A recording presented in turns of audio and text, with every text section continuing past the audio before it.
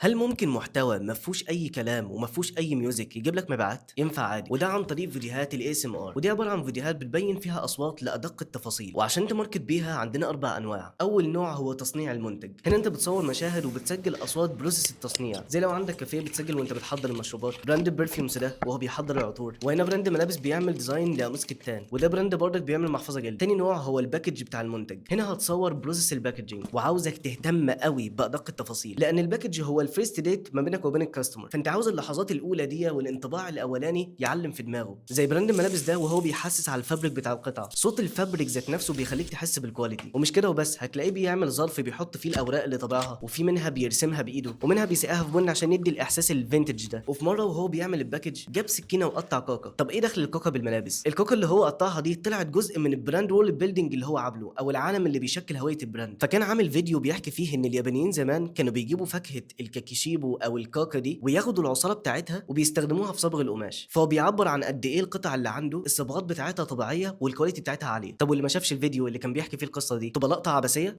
غلط، وده لانه مش لازم الحاجه تتشرح اصلا عشان تحس بمعناها، انت كفايه انك تحط اشارات ورمزيات للحاجه اللي انت عاوز الجمهور بتاعك يحس بيها، وانت لما تكرر الاشارات والرمزيات دي زي صاحبنا اللي هو بيقطع الكاكا بتعمل كوهيرنس او اتساق، وده بيبين انك مش عشوائي وفي معنى ورا الحاجات دي. ولما تخلي الجمهور يفهم لوحده هيبقى جزء من كوميونتي البراند. انا يا ابني عملت كل ده. تالت نوع وهو لحظه فتح الباكجينج، هنا بقى جمع عادل فيرست ديت، انطباع الشخص عن البرودكت بتاعك والبراند بتاعك هيبدا من هنا. هنا بقى خليك بطيء هادي، البطء ده بيدي انطباع انك راقي وفخم. هتلاقي مثلا هنا بيشيل القطعه ببطء والورق اللي فيها، ده برضك براند تاني بيعمل نفس الكلام وبيوريك قد ايه هو متعوب فيها. وطبعا حركات التحسيس دي لازم هي بتتعمل عشان بتعمل صوت، لان ده اساس الاسم. احنا صنعنا المنتج، عملنا باكجينج للمنتج وانبوكسنج ليه، نيجي لاخر حاجه وهو استخدامه. هنا بقى هتبين الاستخدام والوظيفه اللي اتعمل عشانها. ده براند مثلا بتاع علب مناديل بيقول لك طريقه التركيب وكده، ده براند ايرباك بيوريك ازاي الشنطه اللي هي عندهم تقدر انك تستخدمها وتحط فيها حاجات كتير، ده هنا بيعمل ستايلنج لللبس وبيوريك ازاي بقى شكله شيك، وده بيجرب البرفيوم وبيرش منه. ودول الاربع انواع وبس كده.